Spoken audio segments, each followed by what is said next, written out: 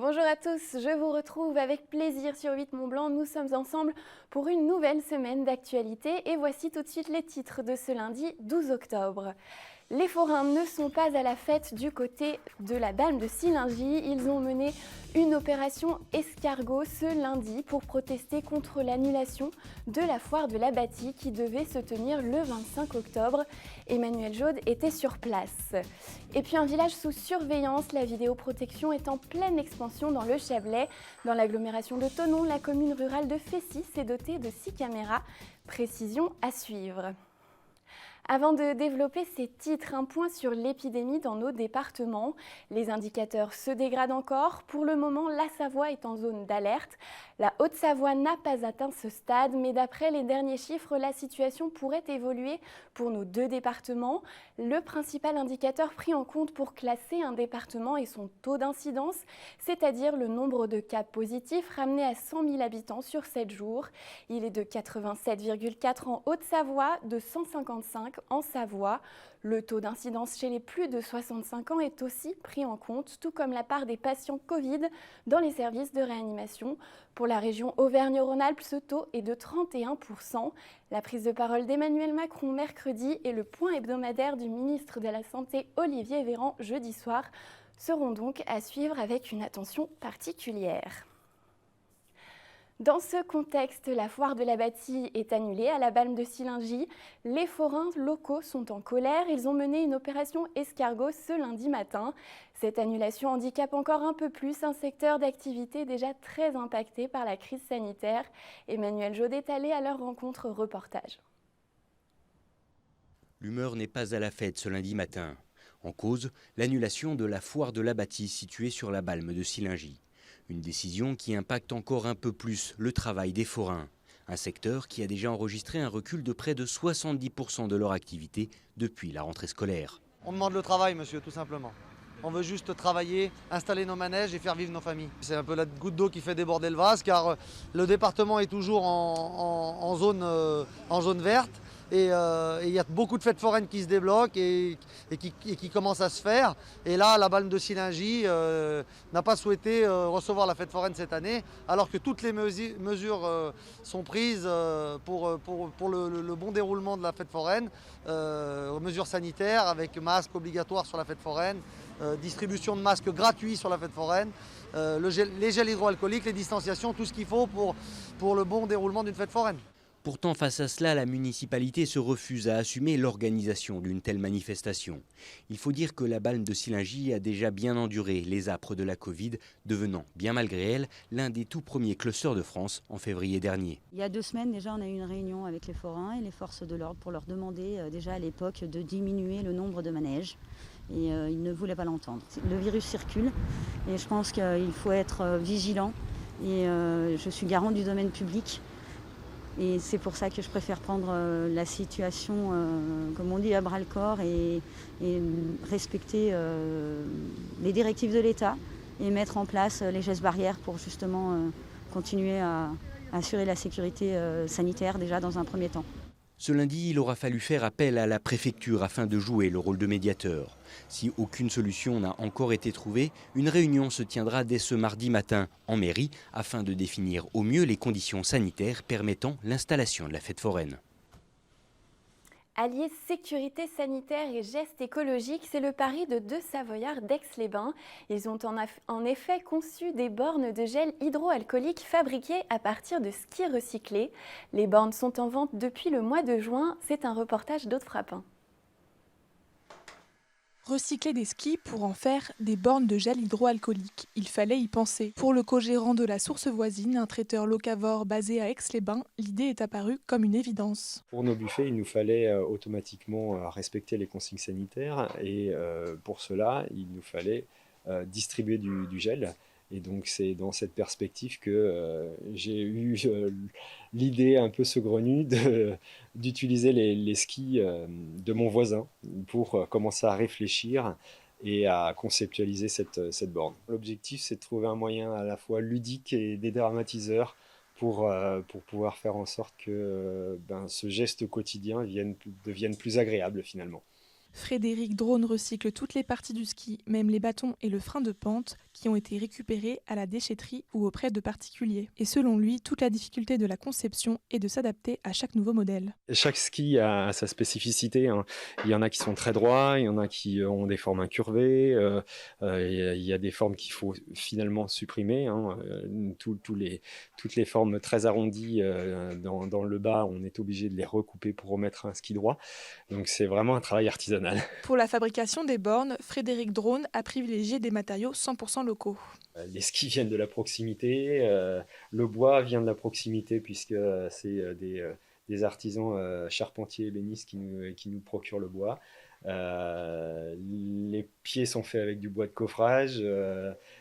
Tout et le gel, bien sûr, mais le gel vient de Ruffieux, donc à proximité aussi d'Aix-les-Bains. Et enfin, les bidons sont originaires, eux, de Oyonnax. Depuis son lancement en juin dernier, la société a vendu une centaine de bornes et espère développer son activité un peu partout en France. Cette année, 17 communes de l'agglomération de Thonon-les-Bains se sont équipées en caméras de vidéoprotection. Cela concerne même les petits villages ruraux. À Fessy, par exemple, 6 caméras ont été installées depuis maintenant 3 semaines. Les précisions de Sébastien Germain. Fessy dans le Chablais. Ses vaches, ses champs, 1 millier d'habitants, son église, son école et ses caméras de vidéoprotection.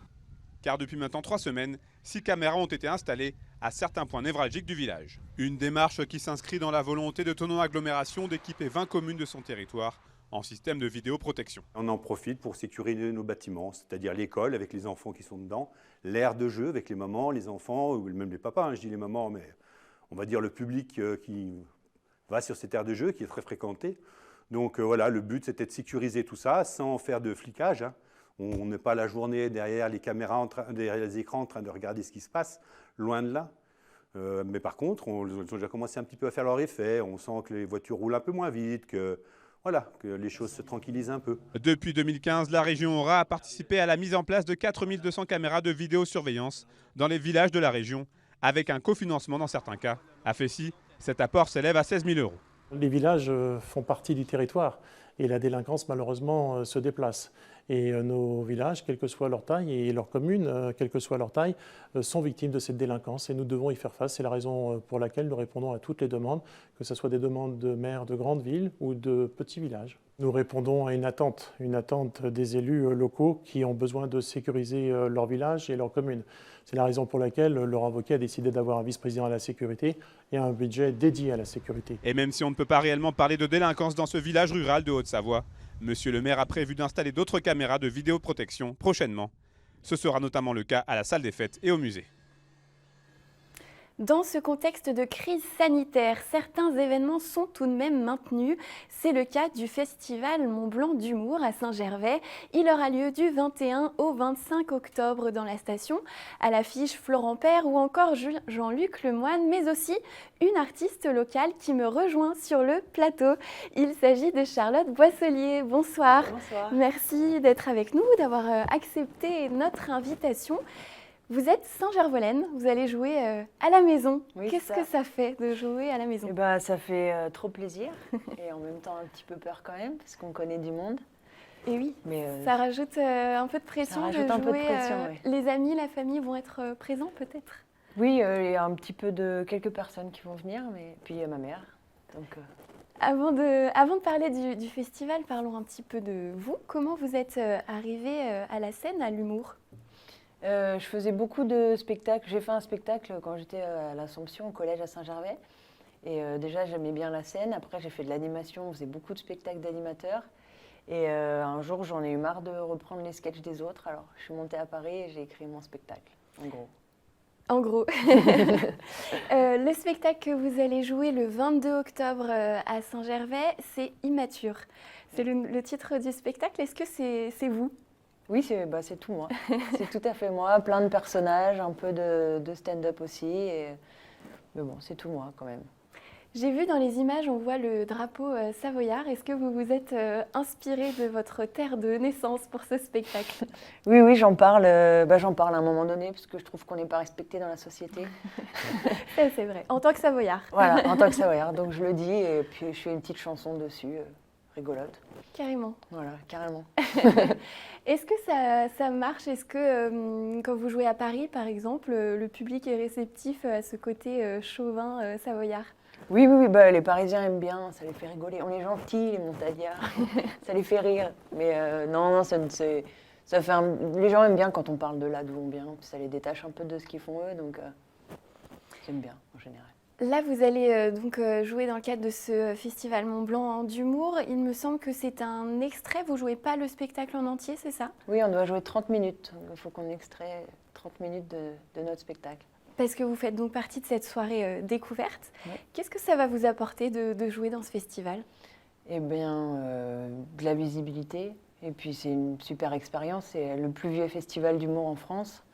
Donc, c'est trop cool de le faire. Moi, je voulais le faire avant même de faire de l'humour. Donc, je suis trop contente de le faire. En plus, il y a de belles têtes d'affiche. Vous allez pouvoir peut-être échanger, les croiser dans les coulisses? Bah, j'espère qu'on pourra se croiser, oui. Mais normalement, oui, on passe tous les 5 jours ensemble. Donc, ça devrait être bien. Est-ce que vous avez le temps encore de passer du temps à Saint-Gervais, chez vous, par ici? Un petit peu. Je vais voir ma mère de temps en temps, mais je n'y vais pas trop souvent. Mais quand j'y vais, je profite, en tout cas. Elle a déjà vu le spectacle, votre maman? Oui. Elle aura peut-être un autre regard sur cet extrait. Vous l'avez modifié, arrangé pour pouvoir en faire 30 minutes? J'ai tiré des petits bouts un peu partout pour essayer de faire quelque chose de cohérent, parce que dans mon spectacle, ça raconte une histoire. Donc prendre des petits bouts comme ça et garder cet esprit d'histoire, c'était ça un peu le challenge. Donc voilà, j'ai plutôt réussi, je pense. Comment ça s'est passé? Est-ce que vous avez été sélectionné pour jouer dans ce festival? Oui, oui, c'est Arthur Junio en fait qui a recruté plusieurs, on est 6 jeunes talents, et il a fait sa petite affaire, et puis il m'a appelé, j'ai dit mais c'est une blague? Non, c'est sérieux. J'étais trop contente. Vous étiez étonnée? Ah oui, bah, je m'attendais pas du tout.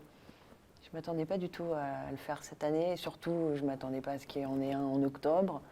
Enfin, je m'attendais pas, c'était trop bien. Vous avez d'autres dates prévues? On sait que le contexte est un petit peu compliqué. Comment vous vivez cette période? Là, j'ai repris mi-septembre tous les samedis à Paris, au Théâtre l'Apollo. Donc, je vais tous les samedis jouer là-bas. Et puis après, j'ai quelques dates de tournée, mais c'est vrai qu'on voit vraiment au jour le jour, quoi. On se projette pas trop. On profite de chaque instant sur scène, on donne tout, et puis on voit après.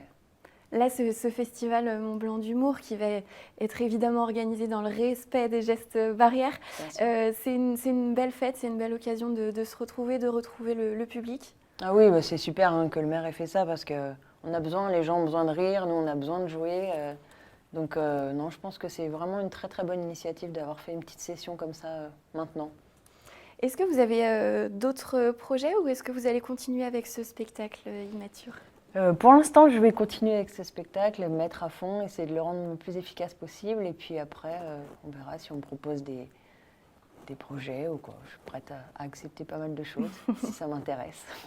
On vous souhaite en tout cas un bon festival, une bonne continuation à vous. On vous retrouve donc du côté du Théâtre Montjoie à Saint-Gervais le 22 octobre prochain. Merci beaucoup, Charlotte Boisselier. On retrouve bien sûr toute votre actualité sur les réseaux. Oui, sur Internet. Et puis les infos concernant le Mont Blanc d'humour sur saintgervais.com. Du foot, pour poursuivre ce journal, enfin une victoire pour le FC Annecy. Les Hauts-Savoyards ont débloqué leur compteur de victoire en national. Les Rouges l'ont emporté à Avranches avec la manière, 3-1. Le FC a ouvert le score à la 40e minute après ce but contre son camp de Boiteng. Avranches a égalisé grâce à Béliard à la 51e minute de jeu. Mais Ahmed Mogheni et Maxence Chapuis sur pénalty ont ensuite donné un avantage définitif au FC Annecy. Les Annéciens sont désormais 17e au classement et ils rejoueront dès mardi à Saint-Brieuc. Une info pratique pour les Annéciens. Attention, le tunnel de Courrier sera fermé de 21h à minuit ce lundi soir dans les deux sens de circulation. La sortie du parking du centre commercial sera également inaccessible. La ville réalise des tests de simulation incendie pour confirmer le sens d'évacuation des fumées et ajuster le comportement des portes coupe-feu. Et c'est la fin de cette édition. Merci de l'avoir suivi. Juste après la météo, vous retrouvez un nouveau panorama consacré cette semaine au territoire d'Arvan-Villars sur les hauteurs de Saint-Jean-de-Maurienne avec Emmanuel Jaude. Je vous retrouve pour ma part demain pour un nouveau journal. Passez une très belle soirée.